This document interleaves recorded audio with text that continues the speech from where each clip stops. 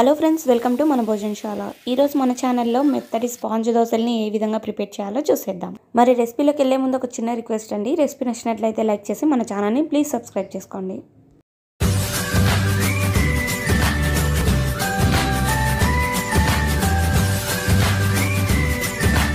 ముందుగా దోశలు ప్రిపేర్ చేయడానికి మేమైతే ఇక్కడ 2 అద్దల బియ్యం తీసుకున్నామండి.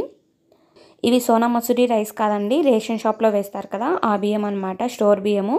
దోశలు చేయడానికి స్టోర్ బియ్యం అయితేనే టేస్ట్ బాగుంటాయండి. అలాగే ఒక సగం అద్ద మినపబ్యాలు తీసుకోవాలి.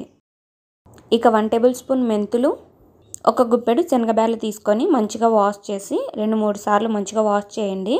ఎందుకంటే స్టోర్ బియ్యం కాబట్టి కొంచెం మురికి ఎక్కువగా ఉంటుంది. ఇలా 2-3 సార్లు మంచిగా వాష్ చేసిన తర్వాత ఇక బియ్యం మునిగే మేని నీళ్ళని వేసి ఒక 7-8 గంటల పాటు ఈ బియ్యం బ్యాళ్ళని బాగా నాననివ్వండి. చూడండి, ఒక 7 గంటల తర్వాత చూసామనుకోండి బియ్యం బ్యాళ్ళు ఈ విధంగా బాగా నానింటాయండి. ఇప్పుడు వీటిని మిక్సీ జార్లోకి వేసి కాస్త నీళ్ళని యాడ్ చేసుకొని బాగా మెత్తగా గ్రైండ్ చేయాలి. చూడండి, ఈ విధంగా బాగా మెత్తగా గ్రైండ్ చేసి అయితే ఒక బౌల్లోకి తీసుకోవాలి. ఇక అదే విధంగా మిక్సీ జార్లోకి మిగిలిన మినపప్పు బ్యాళ్ళు కూడా యాడ్ చేసుకొని బాగా మెత్తగా గ్రైండ్ చేసుకోవాలి. ఇలా గ్రైండ్ చేసిన పిండిని ఒక నైట్ మొత్తం మూత పెట్టేసి ఉంచండి. ఇక మరుసటి రోజు మార్నింగ్ మనం మిక్సీ పట్టిన దోశ బ్యాటర్లోకి కొన్ని ఎక్కువగా నీళ్లు యాడ్ చేసుకొని కొంచెం ఉప్పు, కొంచెం వంట సోడా యాడ్ చేసుకొని లూజ్ కన్సిస్టెన్సీ వచ్చేలాగా ప్రిపేర్ చేసుకోవాలి. సారీ అండి, ఇక్కడ నేను దోశ బ్యాటర్లో ఉప్పు, వంట సోడా యాడ్ చేసే క్లిప్ అయితే మిస్ అయిందనమాట, అందుకని నేను చెప్తున్నాను. చూసారు కదండి, ఇక్కడ నేను దోశలు వేసేటప్పుడు పిండి కన్సిస్టెన్సీ ఎలా లూజ్గా ఉందో మీరు కూడా అదే విధంగా కలుపుకొని తీసుకోవాలి.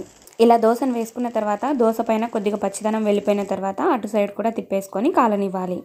నాన్ స్టిక్ ప్యాన్ వాడారనుకోండి, దోశ పిండి కన్సిస్టెన్సీ మరీ లూజ్గా కాకుండా కొంచెం గట్టిగా కలుపుకోండి. అదే మీరు కూడా ఇలాగనే ఉక్కు పెన్నం కనుక వాడుతున్నారనుకోండి, పిండి కన్సిస్టెన్సీ కొంచెం లూజ్గా కలుపుకుంటే దోశలు అనేటివి బాగా మెత్తగా వస్తాయి.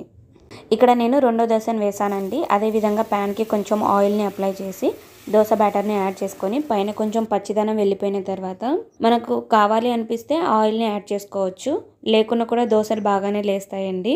ఇలా కొద్దిగా ఆయిల్ని అయితే అప్లై చేసుకొని దోశను తిప్పేసుకోవాలి. నేను ఇందాక ఫస్ట్ దోశను వేసేటప్పుడు ఆయిల్ని ఏమీ యాడ్ చేయలేదండి. ఆయిల్ని వేయకుండా కూడా దోశలు బాగానే వచ్చాయి. ఇలా దోశ ఒక సైడ్ కాలిన తర్వాత అటు సైడ్ కూడా తిప్పేసి కొద్దిసేపు పాటు కాలనివ్వాలి.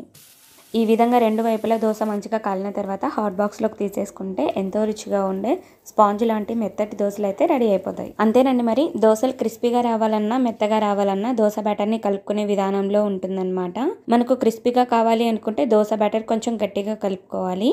అదే దోశలు మెత్తగా రావాలి అనుకుంటే కొన్ని ఎక్కువగా వాటర్ని యాడ్ చేసుకొని కొంచెం లూజ్ కన్సిస్టెన్సీ వచ్చేలాగా దోశ బ్యాటర్ని ప్రిపేర్ చేసుకోవాలి. ఓకే ఫ్రెండ్స్, అయితే మరి దోశలు మెత్తగా రావాలనుకుంటే మీరు కూడా ఒకసారి ఈ ట్రిక్ని ట్రై చేసి ఎలా వచ్చాయో కామెంట్ బాక్స్లో కామెంట్ చేయండి. అలాగే రెసిపీ నచ్చినట్లయితే లైక్ చేసి మన ఛానల్ని ప్లీజ్ సబ్స్క్రైబ్ చేసుకోండి. Thank you all.